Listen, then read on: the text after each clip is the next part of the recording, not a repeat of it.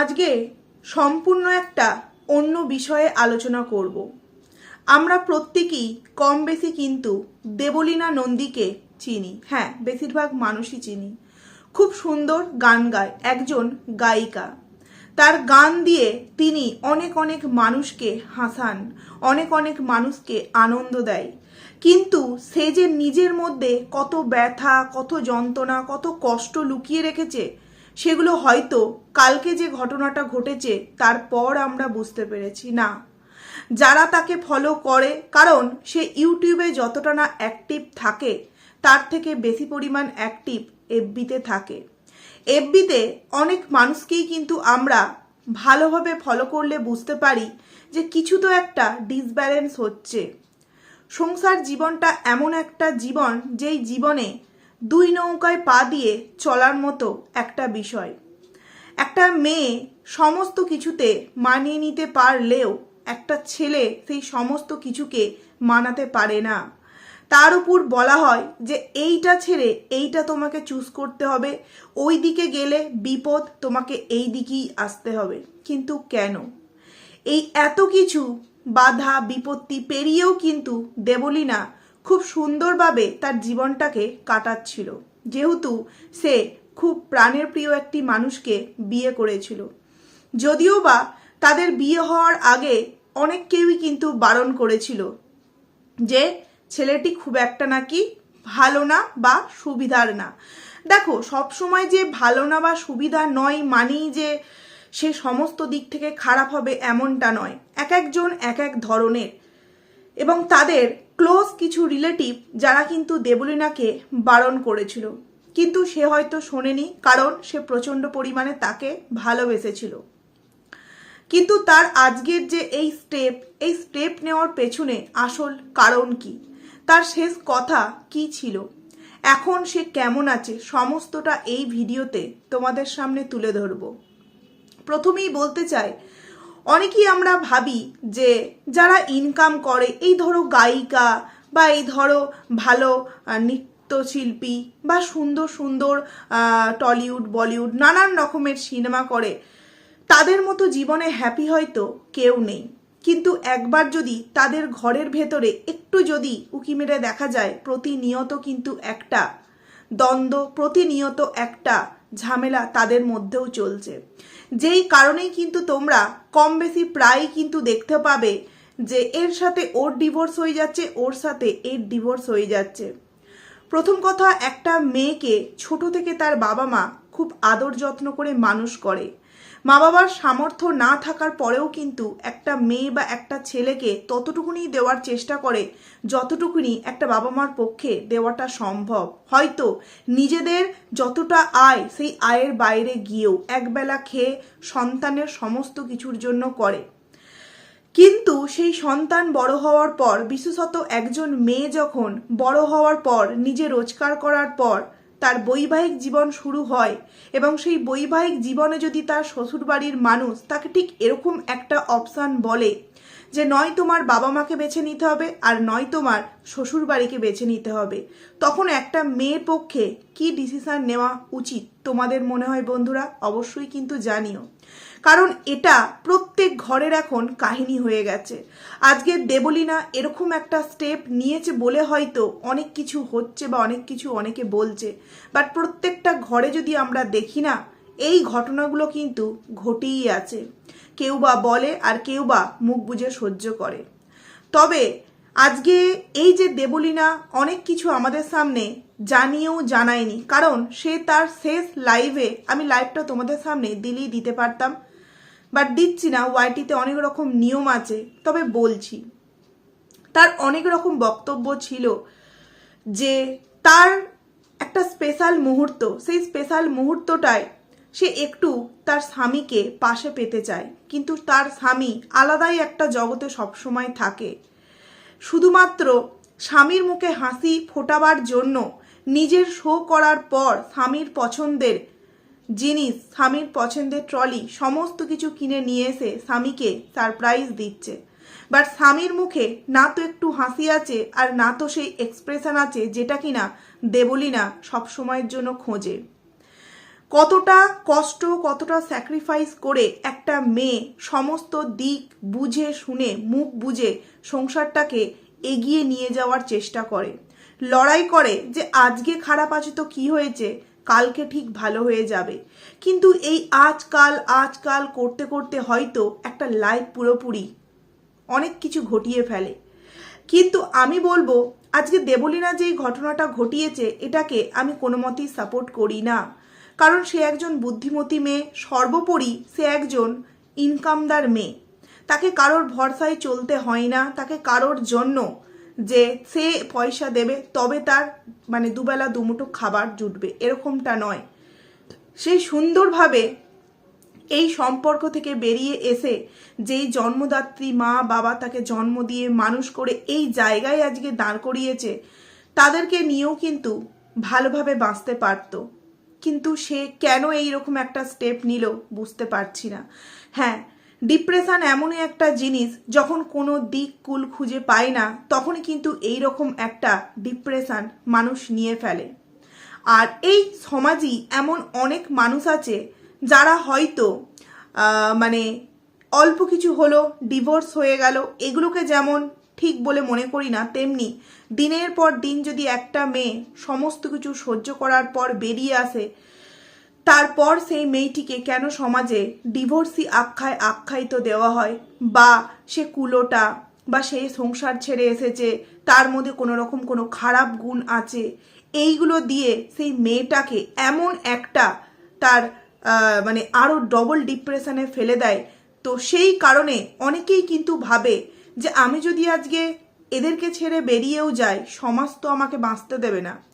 আমি ভুল না আমি ঠিক, কার ভুল আছে কার ভুল নেই এগুলো সমাজ কিন্তু বিচার করবে না। আঙুলটা কিন্তু আগে একটা মেয়ের উপরেই উঠবে, তাই তো। তো অনেক সময় এই ধরনের চিন্তাভাবনাগুলো করে এই সমস্ত ঘটনাগুলো কিন্তু ঘটিয়ে ফেলে।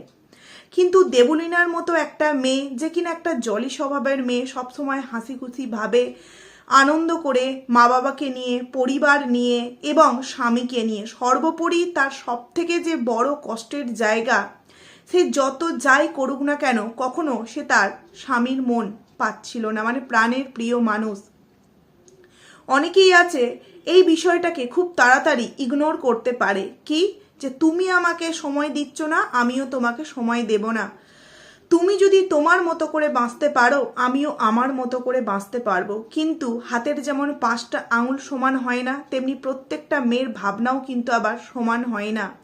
সবাই পারে না যে তুমি যেমন একা বাঁচছো আমিও একা বাঁচবো। সব সময় হয়তো তার মনের মধ্যে এটাই হয়তো ঘুরেছে যে আমাকে তুমি সময় দিচ্ছ না, বা আমার কোনো কিছুতেই তুমি যেহেতু খুশি হচ্ছ না, তাহলে আমার আর থেকে লাভ কি।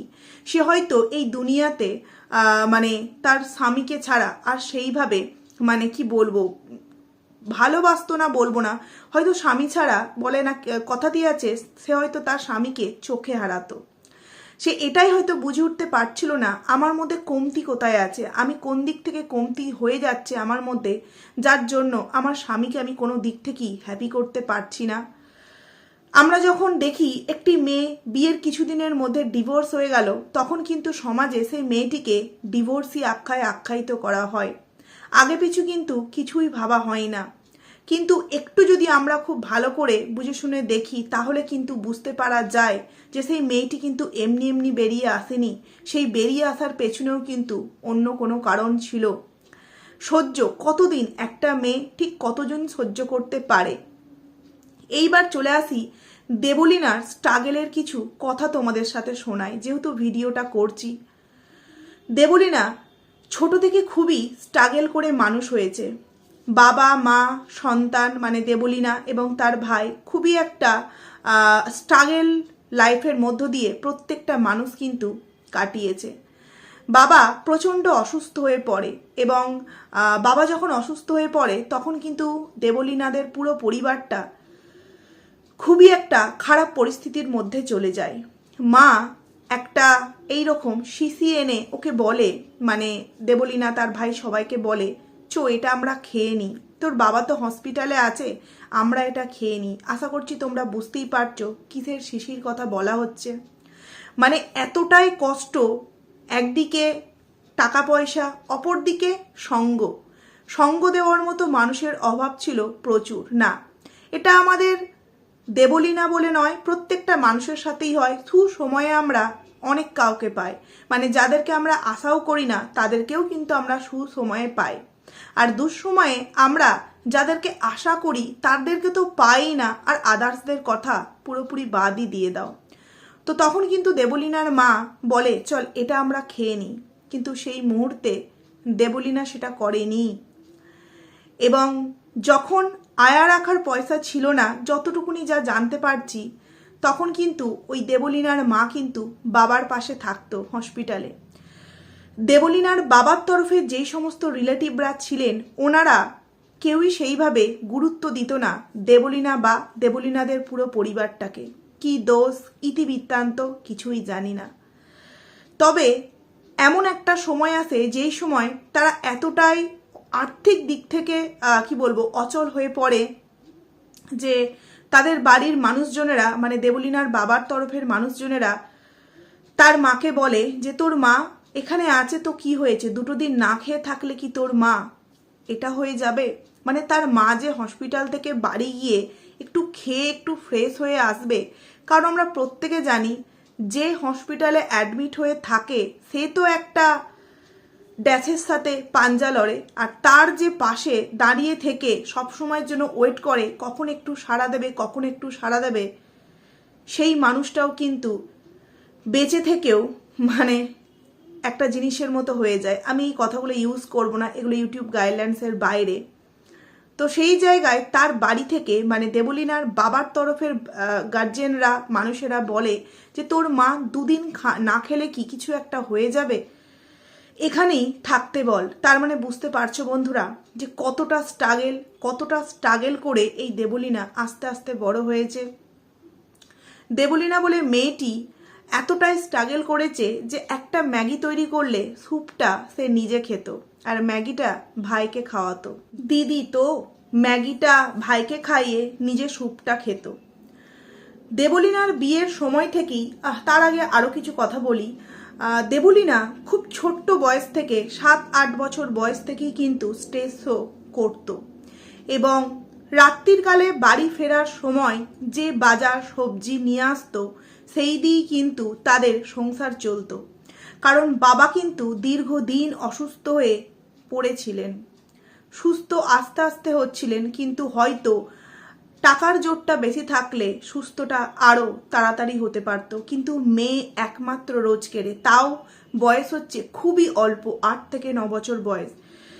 এই বয়সে হয়তো অন্যান্য বাচ্চারা লেখাপড়া করে বা মানে সেইভাবে কিছু করতেই পারে না, কিন্তু দেবলীনা লেখাপড়ার সাথে সাথে কিন্তু স্টেজ শো করে নিজের সংসারটাকেও চালিয়েছে, মানে সংসারের হাল ধরেছে। তারপর থেকে আস্তে আস্তে আস্তে কিন্তু সে অনেক স্টেজ শো করে এবং একটু হলেও মোটামুটি একটা স্টেবল জায়গায় কিন্তু আসে। বাবাও কিন্তু পুরোপুরি সুস্থ হয়ে ওঠেন। দীর্ঘ 3 বছরের সম্পর্কে এই দেবলীনা এবং তার যে হাজবেন্ড একে অপরকে মালা পরায়, মানে তাদের বৈবাহিক জীবন শুরু হয়। যদিও বা এই বৈবাহিক জীবন শুরু হওয়ার আগে দেবলীনার অনেক ঘনিষ্ঠ বন্ধু, অনেক বলতে 2 জন ঘনিষ্ঠ বন্ধু আছে। একজন আমরা প্রত্যেকেই জানি সায়ক, যার কাছ থেকে আমরা অনেক কিছু জানতে পেরেছি, এবং আরও একজন আছে। এই 2 জন ছাড়া দেবলীনার এই এত ভেতরকার কথা কিন্তু সেইভাবে কেউই জানতো না। আর এরা 2 জন কখনো সোশ্যাল মিডিয়ায় বা কখনো আদার্স কোনো বন্ধু বা রিলেটিভকে শেয়ার করেনি।